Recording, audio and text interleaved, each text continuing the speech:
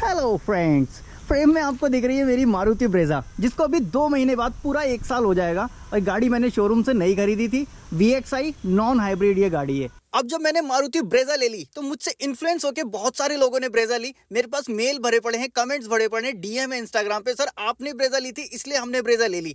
तो मुझसे इन्फ्लुएंस होकर लोगों ने गाड़ी ली, तो मेरा भी फर्ज बनता है कि मैं गाड़ी की सारी हकीकत खोल के रखूं।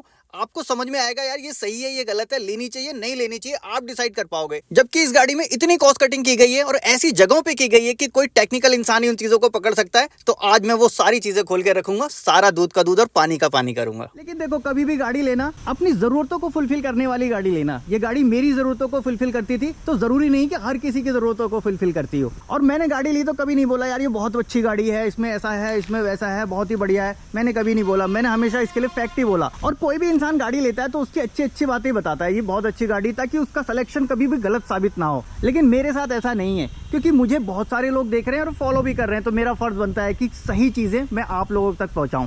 तो अब इस गाड़ी के बारे में कुछ ऐसे नेगेटिव पॉइंट्स, कुछ ऐसी कमियां जो रह गई हैं, जो नहीं रहनी चाहिए, वो मैं जरूर आज की वीडियो में बताऊंगा। सारे वर्ड्स क्लियर होंगे, कोई भी गोलमोल नहीं होगा, घुमा के नहीं होगा। इंप्रूवमेंट की जरूरत थी, ऐसी जरूरत थी, वैसी जरूरत थी, गलत है तो गलत है, वो दिखाऊंगा। तो चलो स्टार्ट करते हैं वीडियो। अब देखो, बहुत सारे पॉइंट मैं कवर नहीं करूंगा, कुछ पॉइंट्स जो हैं वो ही मैं आपको सामने रखूंगा और जो मेरे मतलब के पॉइंट हैं। एडी मेरे साथ है, एडी हेलो कह दो।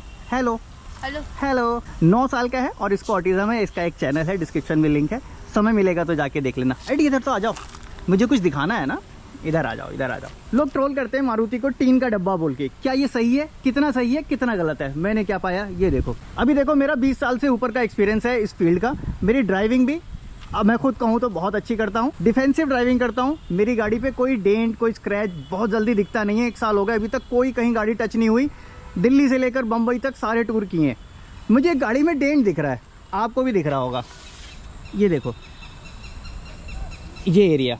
अब ये डेंट कहाँ से आया, जबकि गाड़ी कहीं टकराई नहीं, कुछ हुआ नहीं। मेरे भी दिमाग में सवाल आया, मैंने डैश कैम की फुटेज खंगाली। मेरी गाड़ी के अंदर डैश कैम लगा हुआ है।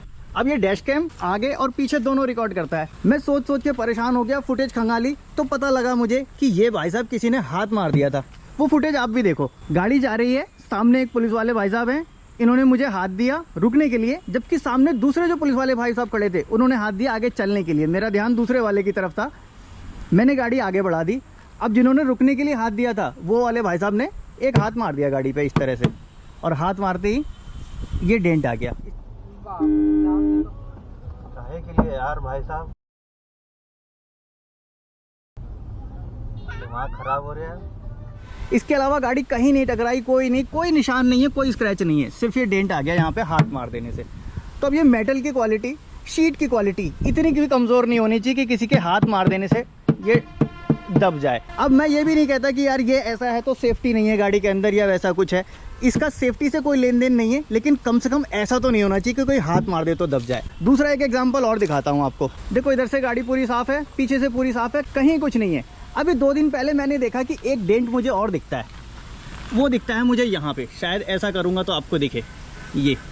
अभी मैंने गाड़ी को वॉश भी नहीं किया, कहीं मैं वॉश कर दूँ तो वो प्रूफ मिट जाए तो लोग बोलेंगे साहब ऐसा हो गया होगा। ये देखो, एक डेंट यहाँ पे दिख रहा है। अब मैंने देखा यार ये डेंट है किस चीज़ का।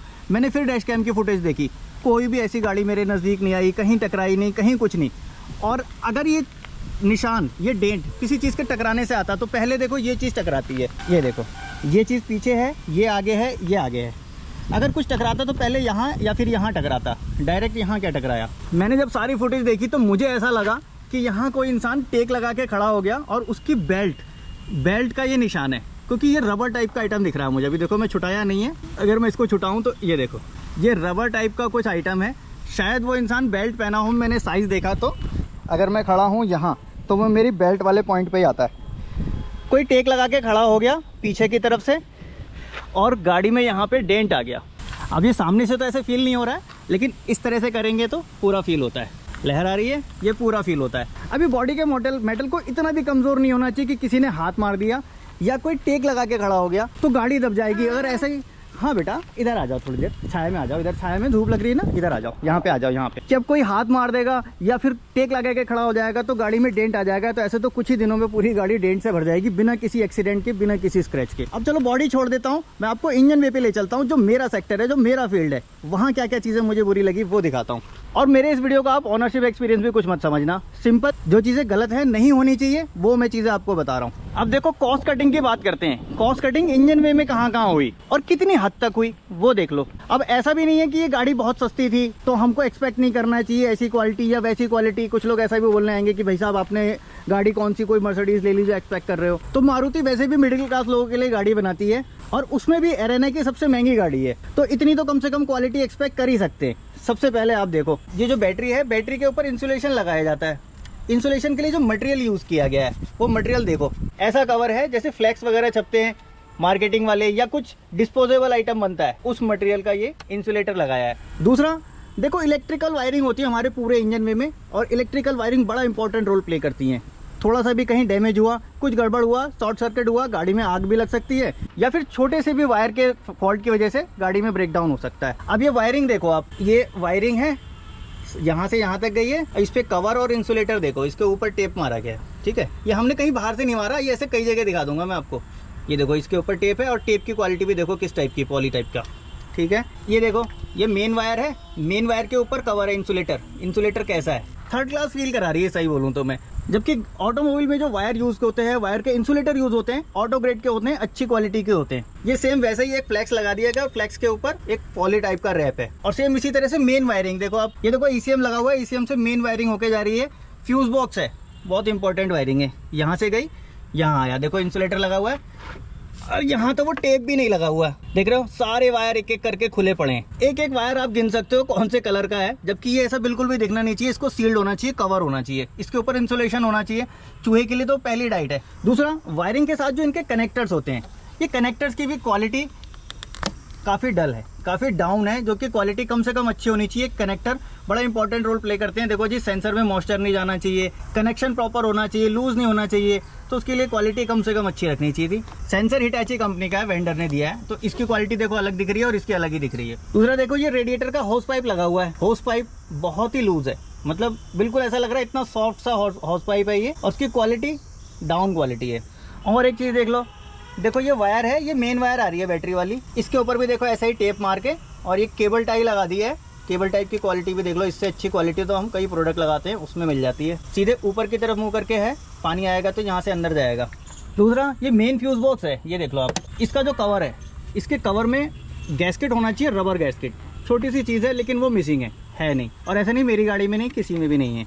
गैस्केट होती है, इसमें मॉइस्चर ना जाए, पानी ना जाए, इसके लिए एक सील होती है। ये देख लो आप, ये बोनेट ओपनर केबल है। अब इस केबल को जो माउंट किया है, ये माउंट देखना, ये माउंट के क्लिप, डिस्पोजेबल क्लिप नहीं होते हैं जैसे हम लोग छोटे छोटे चिमटी ले लेते हैं, वो क्लिप है। अगर ये एक बार टूट गया तो एक बार निकाला तो दोबारा लगाने में टूट जाएगा।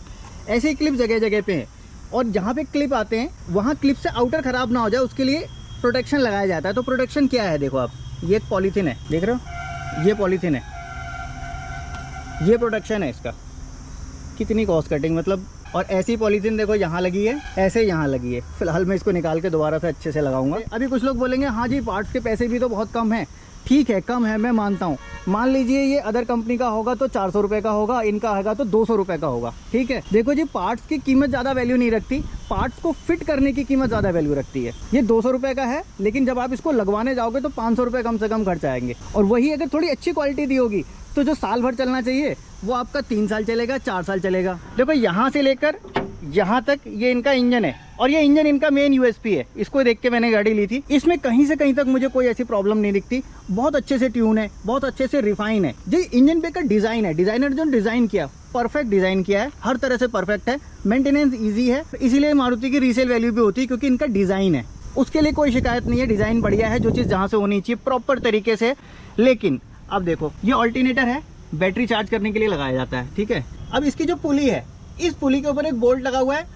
जितनी भी पुली होती है, पुली के ऊपर एक कैप लगा हुआ होता है, ताकि ये बोल्ट में रस्टिंग ना हो, मॉइस्चर ना जाए, डस्ट ना जाए। लेकिन इनमें कैप तक नहीं लगी हुई है। और ये छोटी छोटी चीज़ें कॉस्ट कटिंग की है। अभी कुछ लोग बोलेंगे साहब इतनी छोटी चीज़ों की कॉस्ट कटिंग करके कंपनी क्या कर लेगी, कंपनी कौन सा बड़ी इमारत खड़ी कर लेगी। तो भाई साहब जब कॉस्ट कटिंग की बात आती है ना तो कंपनी को एक बोल्ट से भी बहुत फर्क पड़ जाता है, क्योंकि वो बोल्ट की कॉस्टिंग बल्क में अगर देखी जाए तो लाखों में आ जाती है। एग्जाम्पल आप देख लो, ये पैनल है साइड पैनल, इसको यहाँ लगाने के लिए 2-2 बोल्ट की माउंटिंग दी गई, ठीक है जी, दी गई।